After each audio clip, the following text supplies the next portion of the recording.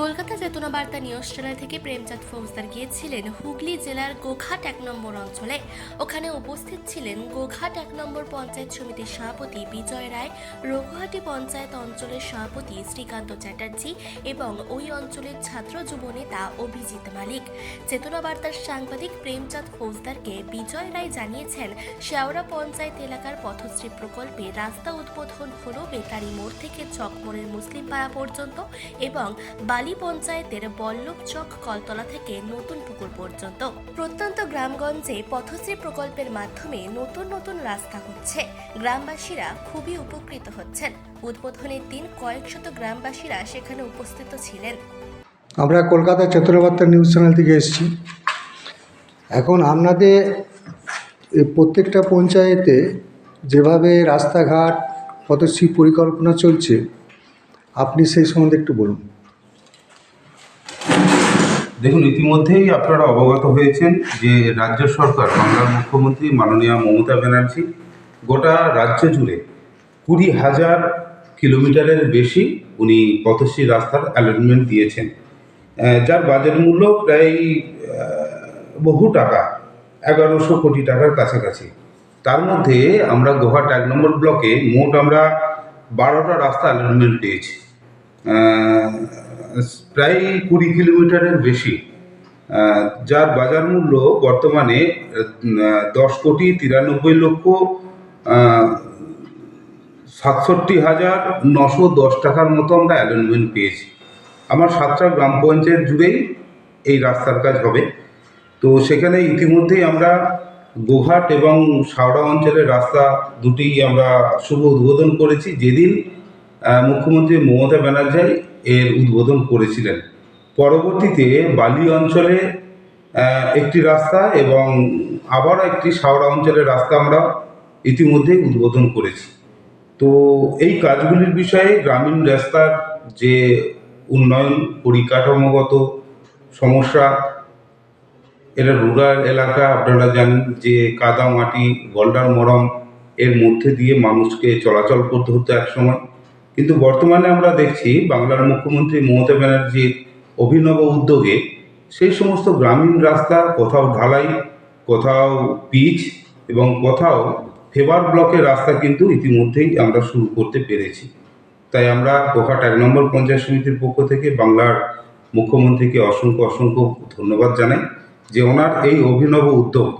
প্রায় এটা হচ্ছে 3য় ফেজ, প্রথম ফেজ, 2য় ফেজ ইতিমধ্যেই আমরা কমপ্লিট করেছি, 3য় ফেজের কাজ কিন্তু আমাদের বর্তমানে রানিং চলছে।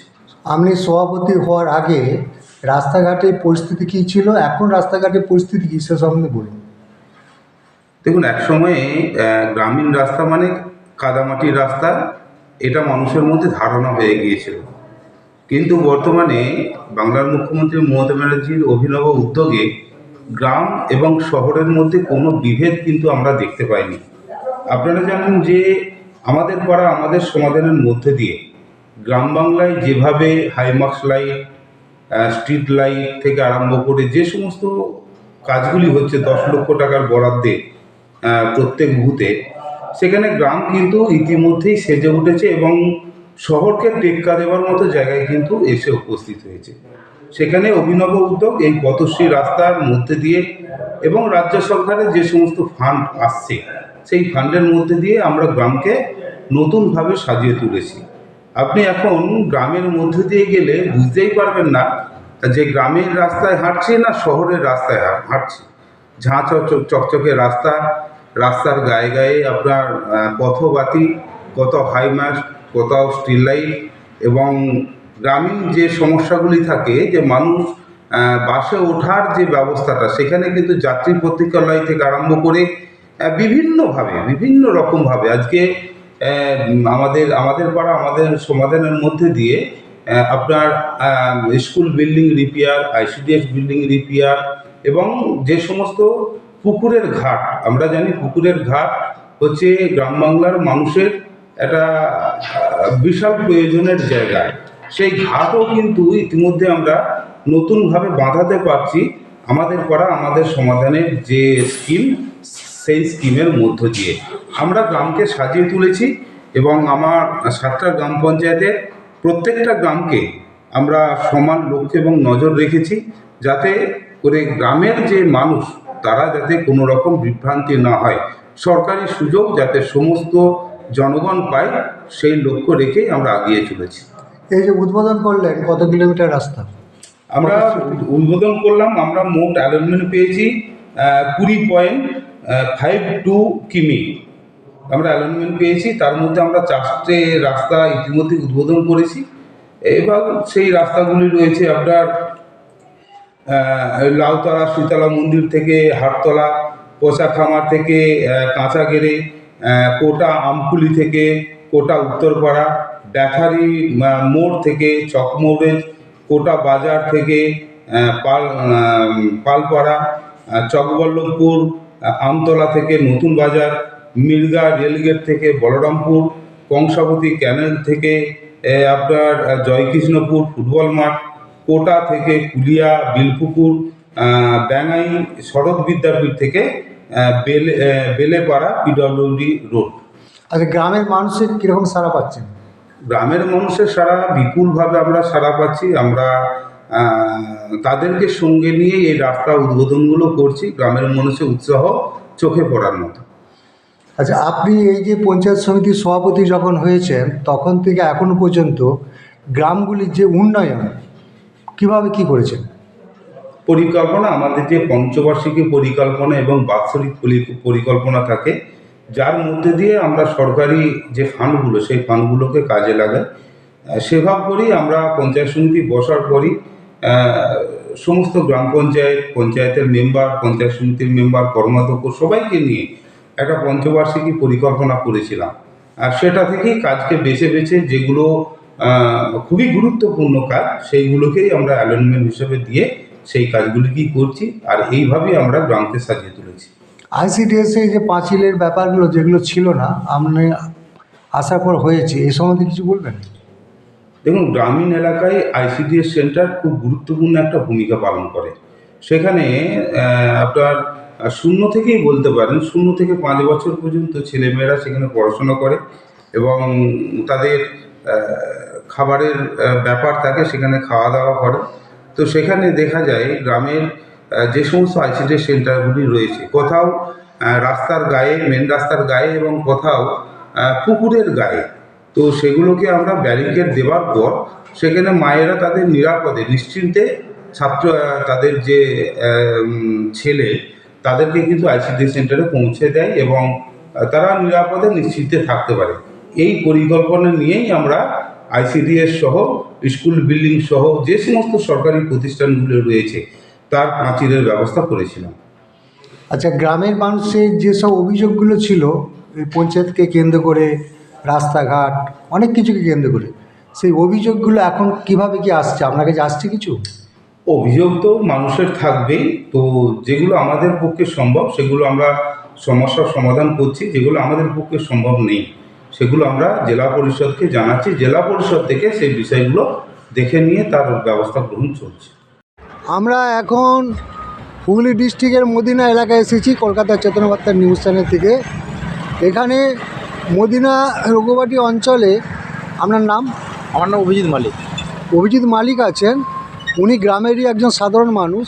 উনি পথশ্রী পরিকল্পনা যেসব রাস্তাগুলো হচ্ছে সেসব নিয়ে কিছু বলবেন, বলুন। দেখুন, বাংলার মাননীয় মুখ্যমন্ত্রী মমতা বন্দ্যোপাধ্যায় পথশ্রী রাস্তাশ্রী 4 যে প্রকল্প নদিয়া থেকে উনি শুভ উদ্বোধন করেছে, সেটা সারা বাংলায় ছড়িয়ে পড়েছে। তারই সাথে সাথে আমাদের এই অঞ্চলে যে গ্রামীণ রাস্তা, সেই রাস্তা পাকা রাস্তায় রূপান্তরিত হচ্ছে মাননীয় মুখ্যমন্ত্রী মমতা বন্দ্যোপাধ্যায়ের ঐকান্তিক উদ্যোগে। এই গোহাট 1 নম্বর ব্লকে আমরা যে রাস্তাগুলি পথশ্রী প্রকল্পে পেয়েছি, আমাদের এলাকার পঞ্চায়েত সমিতির সভাপতি বিজয় রায় মহাশয়ের হাত ধরে সেই রাস্তাগুলি উদ্বোধন শুরু হয়েছে, কাজ শুরু হয়েছে, এবং এই রাস্তাগুলি নির্মাণ হওয়ার পরে যে গ্রামীণ যে উন্নয়ন, সেই রাস্তার অনেক উন্নয়ন ঘটবে আমাদের এলাকায়। আগে তো গ্রামের দিকে মানুষের কর্দমাক্ত রাস্তা এবং চলাচল করতে খুব অসুবিধা হতো, এবং যানবাহন চলাচল করতে অনেক অ্যাক্সিডেন্ট হতো। এই যে পথশ্রী পরিকল্পনা যে রাস্তাগুলো হবে তাতে করে গ্রামের মানুষ কীভাবে কী উপকার হচ্ছে? দেখুন, আমাদের তো এই এলাকার প্রতিটা মাটির রাস্তাই ছিল। মুখ্যমন্ত্রী মমতা বন্দ্যোপাধ্যায় বাংলায় ক্ষমতায় আসার পর যেভাবে আমাদের গ্রাম বাংলার যে ঢালাই রাস্তা থেকে শুরু করে, পিচের রাস্তা থেকে শুরু করে, ফ্যাব ইট দিয়ে যে রাস্তা, সেই সব রাস্তা সুন্দরভাবে সেজে উঠেছে। এতে করে আমাদের এলাকার যে একটা রুগী নিয়ে যেতে গেলে যে সমস্যাগুলি হতো হাসপাতালে, একটা অ্যাম্বুলেন্স ঢুকতে যে পাড়ায় প্রত্যন্ত এলাকায় যে সমস্যাগুলি হতো, সেগুলো অনেকটা আমাদের দুর্ভোগ ঘুচেছে বাংলার মুখ্যমন্ত্রী মমতা বন্দ্যোপাধ্যায়ের হাতে। আচ্ছা, গ্রামের মানুষের এই যে যাতায়াতের ব্যবস্থা সুবিধা হওয়ার ফলে স্কুল কলেজ বা পথ চলা সেগুলোকে কেন্দ্র করে আর্থিক অবস্থা কি ফিরবে? দেখুন, আর্থিক অবস্থা তো ফিরবেই যখন একটা যোগাযোগের মাধ্যম, যখন কোনো শহর তো এলাকার সঙ্গে যখন গ্রামের যে যোগাযোগ, সড়ক যোগাযোগটা যখন সুন্দর হয়ে উঠবে, তখন আমাদের এই গ্রামের ছেলেমেয়েরা শহরে পড়াশোনা করতে যেতে পারবে। এই আমাদের যেসব প্রাথমিক বিদ্যালয় বা উচ্চ বিদ্যালয় বা মহাবিদ্যালয় যেগুলি আছে, কলেজ, স্কুল কলেজ বা বিএড কলেজ, এই সব যে গ্রামের ছেলেদের যে যাতায়াতের ভীষণ সুবিধা হয়ে যাবে। সমস্ত শুধু রাস্তাঘাট থেকে, পরিবহন ব্যবস্থা থেকে, স্কুল কলেজের শিক্ষা, সমস্ত কিছুর বাংলার মানুষের এবং আমাদের গ্রাম বাংলার মানুষের খুব উন্নয়ন। এই যে হাটে বাজারে শাকসবজি নিয়ে যাওয়া, বিক্রি করা, পথ চলা, এইসব ব্যাপারে কিছু বলুন। এইসব ব্যাপারে বলতে দেখুন, কৃষকের যে ধান, আলু, যে কৃষক যেসব শস্য যারা ফসল ফলায়, সেই সব ফসলের একটা যে রাস্তার মাধ্যমে যেসব এলাকায় ঢুকে যাচ্ছে গাড়ি, এসে কৃষকের কাছ থেকে ডাইরেক্ট যে কৃষক বিক্রি করতে পারছে, এইসব পরিবহনের মাধ্যমে যখন পরিবহন ঢুকে যাচ্ছে গ্রাম বাংলার মধ্যে, সেসব ফসল কৃষকের কাছ থেকে ডাইরেক্ট কিনছে এবং কৃষকের তো লাভবান হচ্ছেই, তার সাথে সাথে মানে ব্যবসা বাণিজ্যর তরফ এবং থেকে ব্যবসা বাণিজ্য এবং গ্রাম বাংলার আর্থিক উন্নতি অনেক ডেভেলপমেন্ট হয়েছে। রাস্তাঘাট তো একদম সুন্দর পরিকাঠামো, যেটুকু বাকি ছিল এই পথশ্রী প্রকল্পের মাধ্যমে আমাদের আশা করা যায় 95% উপর কমপ্লিট হয়ে যাবে।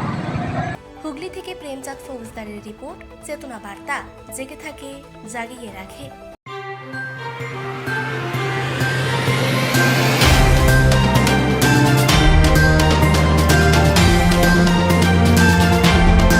চেতনা বার্তা, জেগে থাকে, জাগিয়ে রাখে।